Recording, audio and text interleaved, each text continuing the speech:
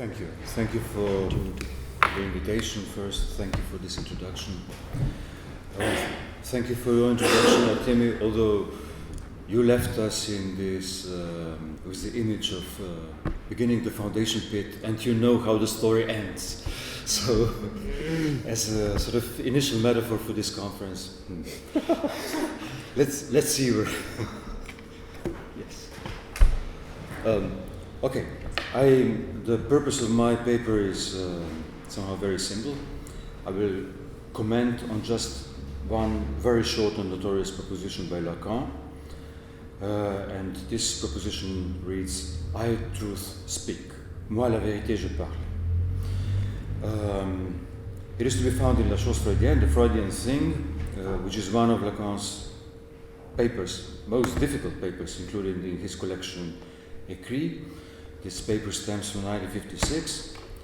So with this I, truth, speak, this extremely short and simple proposition, which is sort of minimalistic and slogan-like, which is mysterious in its austere simplicity, what kind of truth follows from there, and what is the relation of this truth to subject?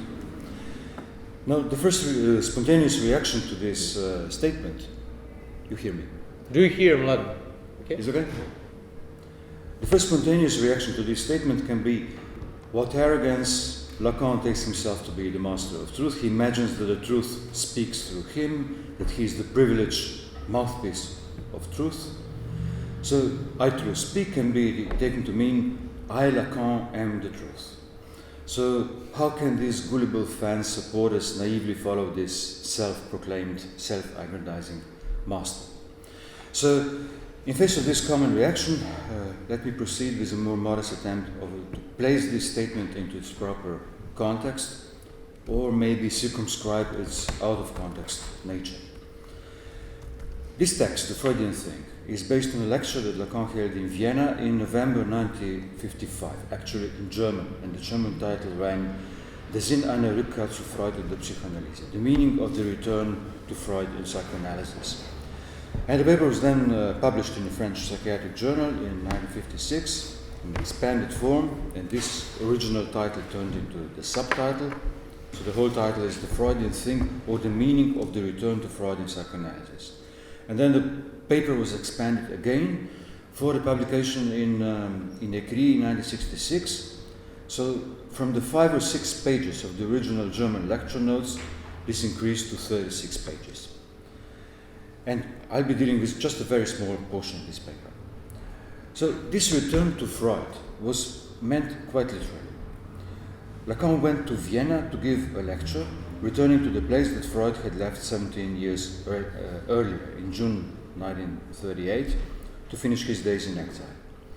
And this Lacan's journey to Vienna had the nature of a pilgrimage. It took place in a politically particularly significant moment, just a few months after signing the Staatsvertrag, the Austrian state treaty, the document that finally established Austrian independent statehood after World War II. Up to then, Austria was still under the protection of Allied forces, divided into zones. And the Allied troops left Austria on the 25th of October, and Lacan held his lecture on the 7th of November, so marking the beginning of a new era. And the moment of his lecture had something of a kairos. Lacan's return to Freud was the return to Vienna at the moment where Vienna had to retrieve its own past glory, its own intellectual heritage, when psychoanalysis itself had to return to Vienna, to its origins, for, like Freud, psychoanalysis has also emigrated, achieved its global spread all over the world, but lost its footing and its edge of truth.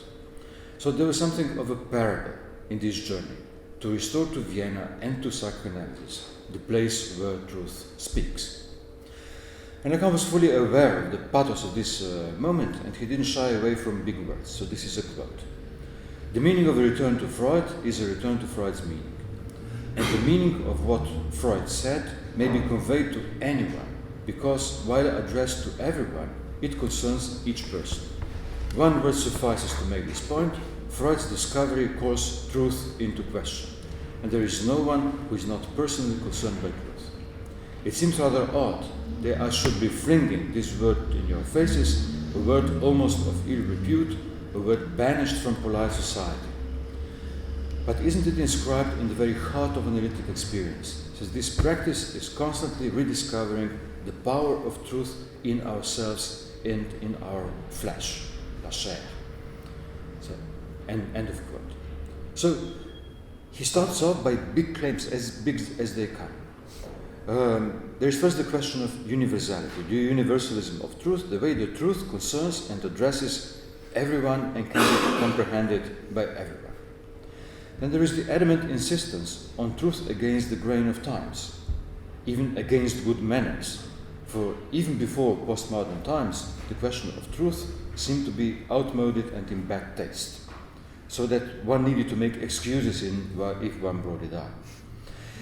And there is the claim that the truth concerns the flesh, that there is a knot at the core of psychoanalysis which brings together the discursive question of truth and the flesh, well, the point where language meets jouissance. So that truth in psychoanalysis is never a question of an adequate knowledge, it is the spot where epistemology meets jouissance. And there is the claim about the transformative power of truth that constantly subtends psychoanalytic practice, and taken together, these claims have the resonance of insisting on something, well, maybe old-fashioned and grandiose, maybe embarrassingly so, bringing the old metaphysical contentions about truth into the very practical questions of psychoanalytic cure, turning this cure and the psyche itself into a sort of philosophical stage. And on this stage, and Freud already famously spoke of the unconscious as ein anderer Schauplatz, another stage, the question of theater and theatricality is inherent to psychoanalysis. On this stage, all actors are masked. The psyche is a stage of conflicting powers, so why would one suppose that one masked actor is more truthful than another? Why would one mask be truer? And this is the imagery that Lacan himself uses. It's a quote. What is this truth without which there is no way of distinguishing the face from the mask, and apart from which there seems to be no other monster than the labyrinth itself? In other words, how are they to be distinguished in truth if they are all equally real? End of quote. So this is the entry point in this text, the imagery of the face and the mask, and it's not innocuous, for what follows with this I truth speak is generally known as the prosopopoeia of truth. So Lacan uses the ancient rhetorical device of prosopopoeia, which is the device of impersonation, personification, the figure when one lends one's voice to another person or entity, putting one's words in another's mouth, or creating a mouth where there is none. So one can make the dead speak, or the rocks, or animals, or the virtues. And to quote Quintilian, who was the greatest rhetorician of antiquity, it has the capacity to bring down the gods from heaven, to evoke the dead, and give voices to cities and states. And Quintilian named prosopopoeia fictio personae, fiction of a person. And prosopopoeia, the word stems from Greek prosopon, and astoundingly in Greek, prosopon means the face, but equally the mask. So the semantics of the word makes it impossible to distinguish between the face and the mask. One assumes a mask when speaking with the voice of another person or entity, one imputes one's speech to another, but in a strange retroactive loop, this puts into question the very face that one assumes as true and natural. That is, one's voice proper. And the stakes are far higher, indeed staggering. Can one ever speak in one's own voice without a voice line, without borrowing and lending one's voice? Is speaking itself tantamount to this indistinction between the face and the mask? Doesn't the very fact of speaking entail assuming a mask, so that the rhetorical device of prosopopoeia only brings out what is incoherent in speech as such? Something that is closer to the core of speech than, say, its referential function. Now, I'm opening a parenthesis. One could write a whole history of philosophy through the spyglass of prosopopoeia, through various attempts to lend one's voice to another or to borrow one's voice from another, and in doing so, of various strategies to endow one's speech with authority. With what authority does one speak? And I can only briefly remind you that the first philosophical statement proper is a clear instance of prosopopoeia. And I mean the beginning of Parmenides' poem, where the first foundational statement of philosophy is put into the mouth of a goddess, who has the authority to divide the two paths, the path of being and the path of non-being, the path of truth and the path of falsity. I quote from Parmenides, "Come then, I will tell you, and do for your part listen to my tale and pass it on, of those ways of seeking which alone can be thought of. There is the way that it is, and it cannot not be. This is the path of trust, for truth attends to it, etc., etc." So the essential part is, this is put in the mouth of the goddess. This, the foundation of logos is put into the mouth of the goddess. And this is like the stem that connects mythos and logos. The first sentence of logos can only be pronounced by a goddess, with the authority of mythos. This is the mythical prosopopoeia of logos. Then you have, for instance, the notorious prosopopoeia of laws in Plato's Crito, where Socrates hears laws speak and dissuade him from escape. And Socrates can only argue through the rhetorical device of lending his voice to the laws themselves.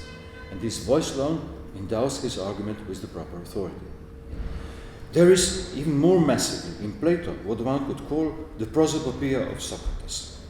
Plato acquiring the philosophical authority of his own voice, of his own stance, by lending his voice to Socrates or borrowing it from him, like Plato saying, "I, Socrates, speak." Then there is the famous prosopopoeia of folly in Erasmus's In Praise of Folly in 16th century, where folly itself speaks in the first person, extolling its virtues, forcefully arguing in a topsy-turvy manner, adjusted to the topsy-turvy world, and Erasmus was the immediate inspiration for Lacan in this slide from folly to truth. Or, to mention two modern uses, we can recall Marx's prosopopoeia of commodity. If commodities could speak, they would say, this is the end of the first chapter of the Capital, so providing the proper parting shot against the bourgeois political economy, and his argument was that the bourgeois political economy is actually a prosopopoeia of commodities masquerading as theory.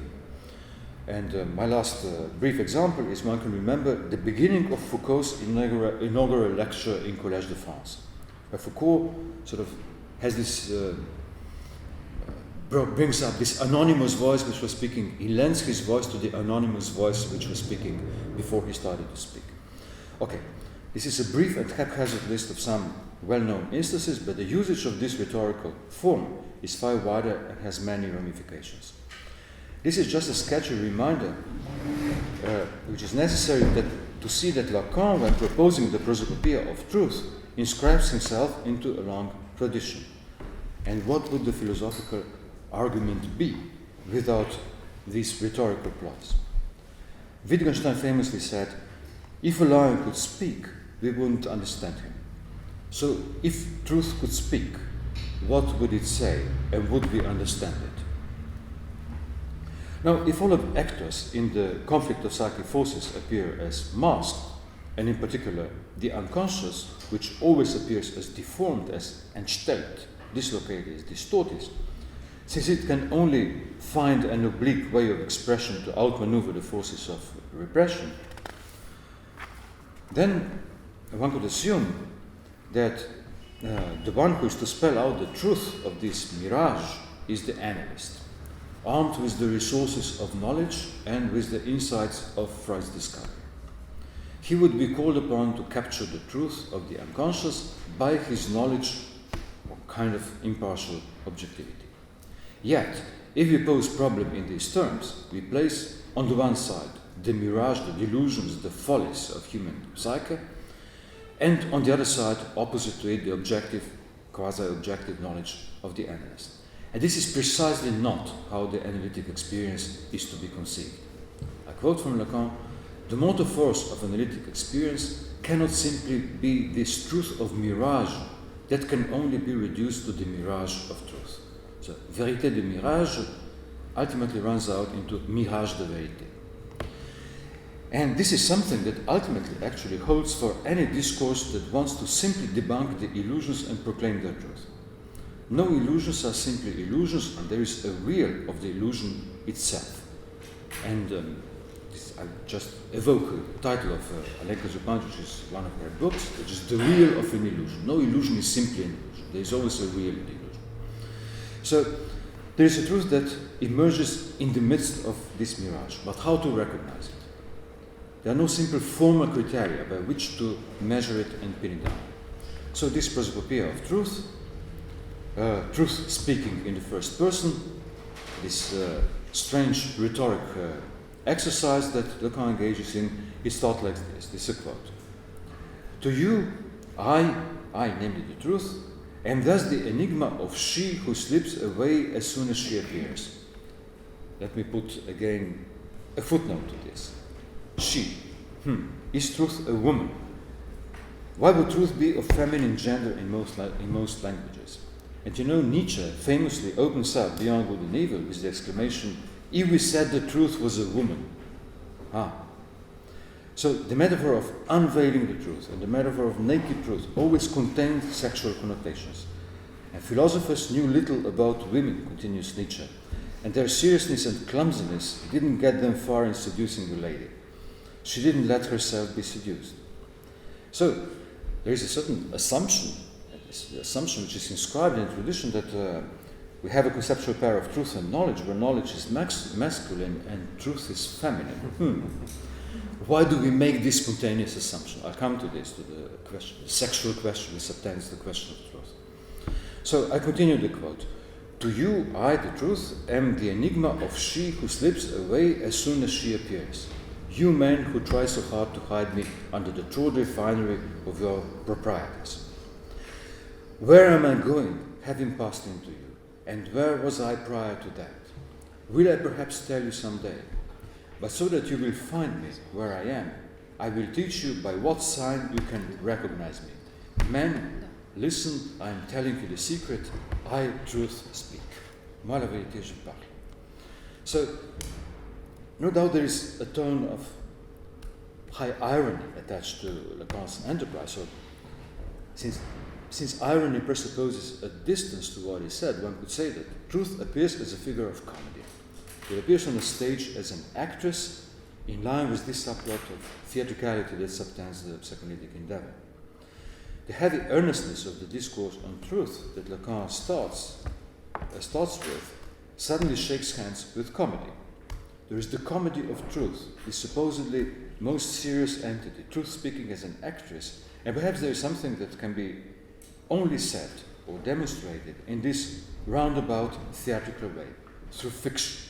And Quintilian already called prosopopoeia fictio persona, the fiction of a person.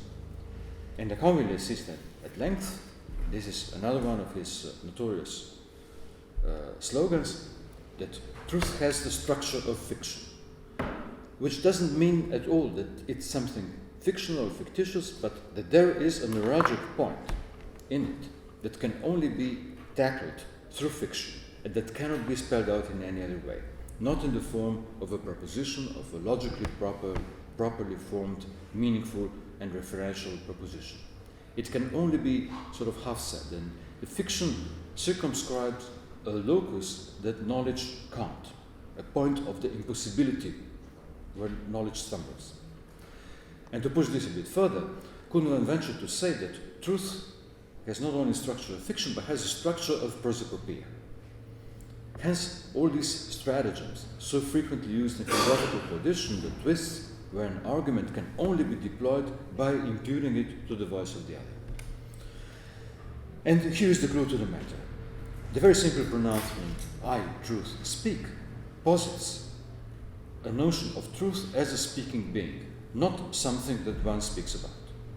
So it speaks, and this is something that Lacan never tired of repeating in relation to the unconscious, ça parle, and hence the famous adage that the unconscious is structured like a language. There is an it in the unconscious that speaks, not an I, and the supreme twist of this simple sentence is to substitute the it of the unconscious with an I of truth that speaks through it, through its twisted ways, as if this position of enunciation could be assumed. It can only be assumed by a fictional persona.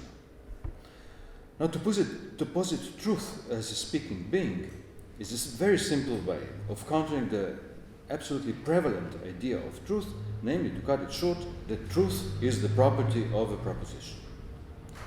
If we are to deal with truth, there has to be a proposition, a statement. Truth pertains to speech, it doesn't pertain to factuality as such. A proposition whose truth value one can evaluate. The minimal assumption about truth is that the proposition refers to a certain state of affairs, to the world, the referent in the larger sense, and we can gauge the truth value of a proposition by comparing it to the state of affairs it refers to and establish whether it corresponds to it or not. The cat is on the mat. If and only if the cat is on the mat. And it's quite incredible, this childish joy with which the host of analytical philosophers keep repeating this one sentence that Russell invented 100 years ago. I mean, this kind of compulsion to repeat, the joy of repeating this, the cat is on the mat, as if the most pressing concern about the truth is like establishing whether the cat is on the mat or running around in the garden. I mean, there are many presuppositions by taking this one example, which is standardly taken throughout the analytical tradition. It's highly symptomatic, this sentence. Okay, we can go into this later. I'll stop here. So what does it mean? That truth is not expressed in the form of a proposition and even announces itself in something that can never acquire a propositional form. So a bit later, Lacan continues this presbyopia of truth in this way. I, truth, wander around in what you regard as least true by its very nature, in dreams, in the way that most far-fetched witticisms and the most grotesque nonsense of jokes define meaning, and in chance, not in its law, but rather in its contingency. So here is actually the gist of the matter. If philosophy tried to pin down truth to well-formed, meaningful propositions with the clear expression of speaker's intention, then psychoanalysis looks for truth at the opposite end, in slips, in puns, in dreams, in symptoms, in jokes, in bungled phenomena which always appear as fragments, as flotsam and jetsam of language, things too marginal to be taken seriously, and which appear unpredictably, without following a rule, without speaker's intention. One makes a slip of the tongue, and for a moment there appears a truth against the speaker's will, a break where there is a moment of a truth which was hidden, silenced, repressed, expulsed. Something comes to light which has the structure of an enigma, of a riddle to be solved, incomprehensible to the speaker or the dreamer who produced it. It appears in the flesh, and then it's gone. The unconscious crucially always appears as a fragment. And there is the necessary assumption that the one is called upon to reconstruct the whole of which this is a fragment, to remedy its fragmentary nature. But this is precisely the lure. It's a fragment by its very nature. It exists, it insists only as a fragment. And the moment one reconstructs the whole, and this is the business of the analytic interpretation, it goes lost. Reconstructing the whole of which it is a fragment first means reconstructing a proposition which subtended it, turning the fragment into a proposition and then consider its truth value. But this is precisely what can't be done. Now, Wittgenstein, in the introduction to Tractatus, conveniently states the goal of his book.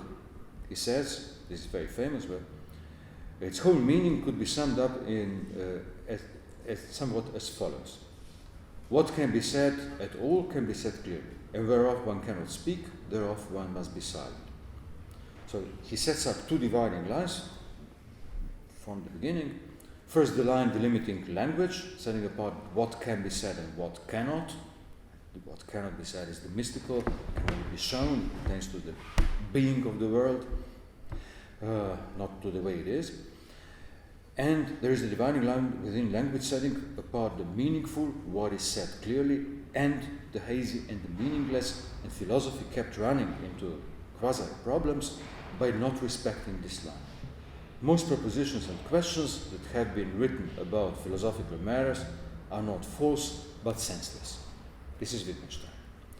I think psychoanalysis could be seen as the direct inversion of Tractatus, and its basic premise is it is only interested in statements that are senseless, unclear, badly formed, and logically untenable. And furthermore, to add insult to injury, it is only in such statements that it hopes to get a glimpse of truth. It is only where the philosophical logic, in what philosophical logic prohibits or excludes, that there emerges this moment of truth, somewhat that cannot be really expressed in a proposition, but is nevertheless structured like a language. The truth claim is not a privilege of properly formed propositions. It is not us who may speak the truth in accordance with well-established criteria. It is rather the truth itself speaks where one would the least expect, and speaks whether we want it or not, especially where we don't want it. So psychoanalysis is the direct inversion of the claims of Wittgenstein's Tractatus. So, my next point. The unconscious always emerges as an enigma to be deciphered, a sense to be restored to what doesn't seem to make sense. And the analyst seems to be called upon to convey underlying secret sense, decipher the clue. Sense was amiss for a moment with the formation of the unconscious, and one has to straighten out the crooked lines, debunk the pattern in the amorphous, restore the order to the chaotic. And one can remember the childish joy in reading the Traumdeutung, Freud coming up with illuminating and unexpected solutions to the murkiest puzzles, the sudden revelation of the clue to it all. And like in all good detective stories, the solution has been there right under our nose, too obvious for us to see. The unconscious seems to be telling us something in a roundabout and blurred ways. Now the business of the analyst would be to tell it in a straightforward, direct and clear manner, what has been conveyed as a puzzle. This is precisely the lure. Of course, it's the business of psychoanalytic interpretation to try to decipher the hidden meaning of the unconscious. It's blots, it's hard work, but it would be a lure to suppose that by debunking this hidden meaning, one can meet the unconscious in person, which, with the detective efforts, finally made its coming out. The meaning one gets hold of, the meaning of latent content of a dream, pertains to the preconscious, and can always, with some effort, one can make clear what was blurred and make conscious what was obscure, but thereby one precisely doesn't do away with the unconscious nor bring it to consciousness.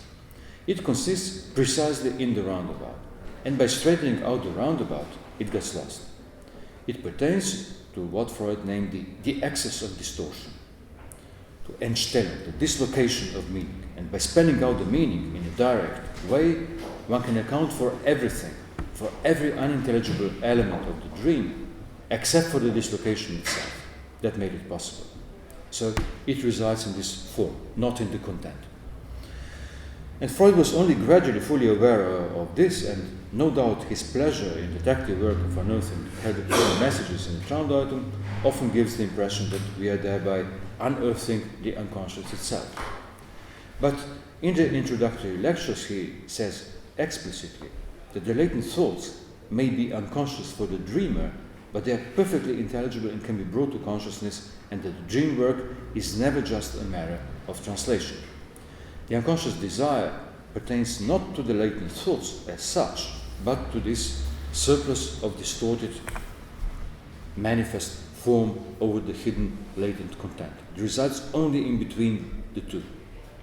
And although all the distorted elements can be sorted out and put into order, the unconscious desire persists in the gap between the two. And I quote from Freud, and I really love this quote. I think this quote should serve as the introduction to psychoanalysis in any course. The remains of the day are not unconscious in the same way as the unconscious desire. Desire belongs to another kind of the unconscious. Already when we posit one unconscious, we are reproached that this is fantastic. What will they say if we admit that we need two kinds of unconscious? Oh, this is great. We need two kinds of unconscious. And the notion of the unconscious has to be redoubled. This is really the quote to prevent the usual misconceptions. One has to redouble the very notion of the unconscious, the one that can be spelled out and given a propositional form, and the other which consists in the blur itself, in the break, the crack, the division of the intelligible. And well, ultimately, pursuing the ontological quest in what Lacan called ultimately l'esquisse de l'être, the scission of being, of which the unconscious is like the indicator. So the truth thus emerges as a slippage of sense, an erratic, a vagrant truth that one cannot control or verify or scientifically prove. It is a truth as exception, not as rule, truth as contingency, not as necessity, and an exception bringing forth this hidden condition of the rule, what the rule had to suppress in order to be established. Yet it cannot be silenced, it cannot be obliterated or wiped out. It always finds its course and forces its way. So there is in psychoanalysis something that one could call the inveterate optimism of truth. It will always come forth, no matter how much we try to hold it back, be it on an individual or a social level. It will always find a crack to flash for a moment and disappear. Yet it will insist and never cease coming forth, being both fragile and sturdy, fickle and stubborn. And Freud says somewhere, the voice of reason is a soft one, but it doesn't rest till it has gained a hearing. And no doubt, this is the part of Freud's naive faith in the Enlightenment, the progress of science, the progress of reason. He always saw psychoanalysis as an extension of this endeavor. And here he speaks about the voice of reason, not the voice of the unconscious, but which can be seen as the very opposite of reason. Yet Freud's sentence could also run, the voice of the unconscious is low, but it doesn't rest till it has gained a hearing. And this is the way that Lacan read this sentence. I quote from Lacan, the voice of reason is low, Freud says somewhere, but it always says the same thing. The parallel hasn't been drawn to the effect that Freud says exactly the same thing about the unconscious desire. Its voice too is low, but its insistence is indestructible. Perhaps, well, there is a relation between the two. Here we have this strange overlap of a precarious and contingent truth always finding its fragmentary way, and the form of reason as a scientific project, whose mission is to save, to maintain, to preserve this fickle truth. The form of logos to preserve the crack of logos. This could be the wager of psychoanalysis. But one must also hasten to add, if there is at the bottom an optimism of truth that will always come to light, be it as doomed to be a fragment, there is also, against Freud's beliefs, the pessimism of truth in psychoanalysis. For the fact that it will always come out doesn't at all mean that it will prevail or that it will necessarily have consequences. Anything but, and Lacan, in his later stage, tended to increasingly adopt this tone. If you, for instance, read his Le Triomphe de la Religion, the triumph of the religion. Religion has a great future. Psychoanalysis, it's very doubtful. Truth always comes out, but it doesn't mean it will have consequences. It will not prevail. So the unconscious always appears as a glitch, a pun that uses haphazard materials of homonymy, words contingently sounding alike and permitting a slight short circuit where words by chance sounding alike bring together the unexpected meanings and play tricks on them.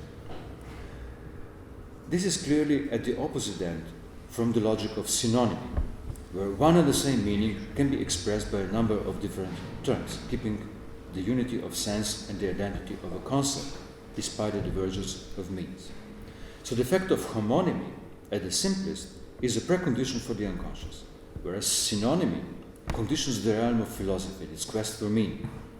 This is what this principle of salva veritate means.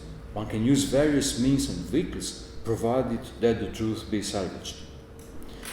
And the history of philosophy was since its dawn haunted by the spectre of sophistry, which was its fake double, which strived on puns, on double entendre, on equivocations, on faulty arguments, homonymy, short circuits, rather than on conceptual unity, clear definitions, and classification. The titanic struggle of Plato and then Aristotle against sophistry is what inaugurated philosophy in the first place, but also instituted sophistry as the shadow of philosophy that wouldn't go away, an unworthy yet indestructible shadow, a vindication of the erratic nature of language on the claims to philosophic truth. On the one hand, the claim to truth, to universality, to unity of meaning, the idea. On the other, mere punning, parody, fakery, playing tricks with words. Synonymy versus homonymy. With psychoanalysis, there seems to be like a strange reversal at stake. On the formations of the unconscious, constantly using the sophistic means, bad puns, wordplay, faulty argument, the homonymy. And what are the formations of the unconscious, the dreams, the slips, the jokes, but the effects of homonymy, which they use as a vehicle to produce a crack of sense and a gap in the production of meaning. And couldn't say that the unconscious is structured like sophistry? And if Lacan claims that the unconscious is structured like language, and it's not quite structured like the language of Plato, but rather like the language of Gorgias. Yet it is only in this sophistic element and with its haphazard means that truth emerges and doesn't cease to surface. The unconscious appears to be the sophist who always speaks the truth. So I speak the truth, but by sophistic means. This historic struggle is as if reenacted in today's France by the ongoing exchange between Alain Badiou, who is the reincarnation of Plato in our times, and Barbara Cassin, who is the great defender of sophistry. Sophistry as the necessary effect of philosophy, its unintended double, the revenge of rhetoricity on philosophical conceptuality. And there is like a choice to be made between Lacan the philosopher and Lacan the sophist. And Jacques le Sophiste is actually, Lacan the sophist is the title of Cassin's book on Lacan. And both parties, Badiou and Cassin, insist that there is a choice. There has to be a choice. So let me quote the last sentence of Cassin's book. Lacan stays balancing or oscillating between, on the one hand, the love for Mladen, with philosophical residues, where philosophy is still lingering, and on the other hand, the efficacy, equally joyful and anguishing, of a blah blah of a speaking being, which, this is the last sentence of the book, which not only as a woman I choose. Que I choose, yes. Que, et pas seulement en tant que femme, je choisis. So this is wonderful. I mean, the final word is I choose. Now it's a choice that Barbara Cassin emphatically assumes as her own, and this is a parting shot. It appears that there are two souls residing in Lacan's breast, just like in Faust's, a soul of a lingering philosopher, wisdom of terms, logic, etc., and that of a sophist. So those two souls are at odds in the way she reads, in the way she presents her case, and it's the latter, the sophist, that has to be chosen. And on the other hand, Alain Badiou has always adamantly insisted that there is another choice to be made, the choice of philosophy, not as salvaging the unity meaning, but by insistence on Mladen, on the formal procedures, on the latter.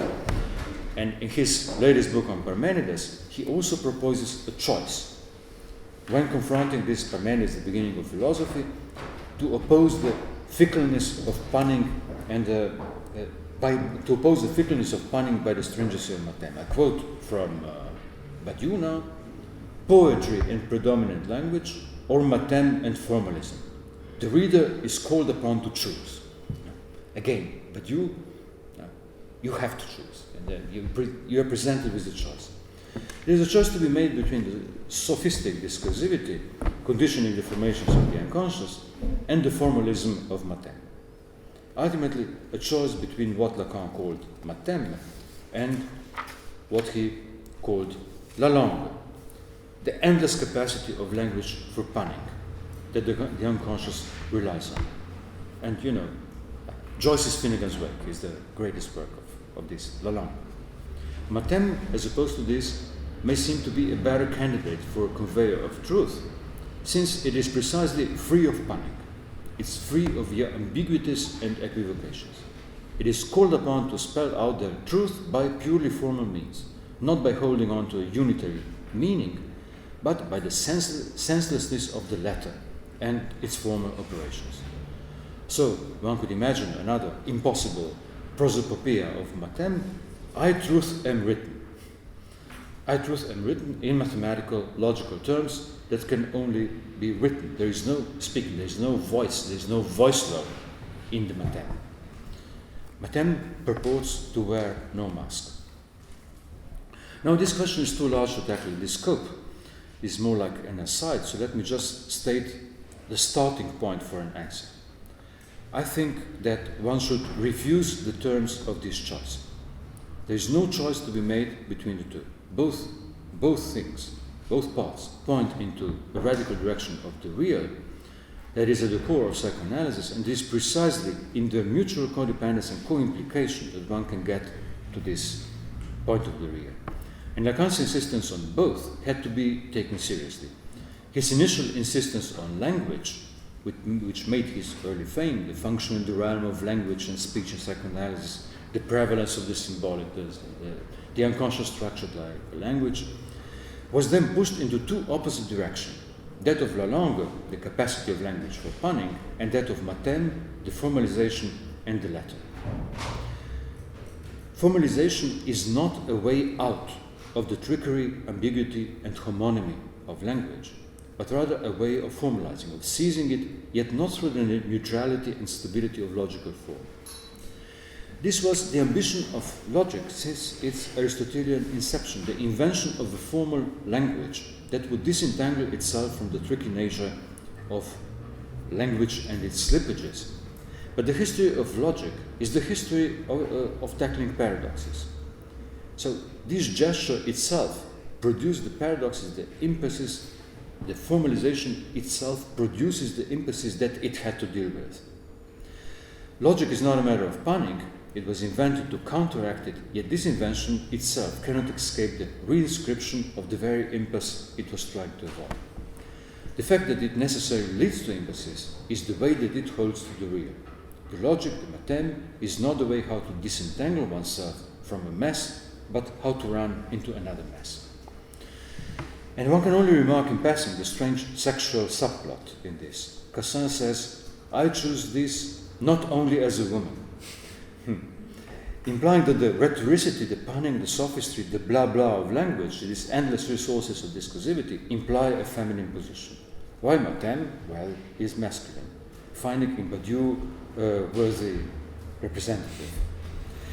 So this is strangely in line, in some way, with what Nietzsche said, his exclamation, the truth is a woman, so that in this new avatar, the non-whole nature of Lalande would present the part of the speaking truth, while Mladen would represent the masculine knowledge trying to capture it, with no more success than the caricature clumsy philosophers, seducers that Nietzsche depicted.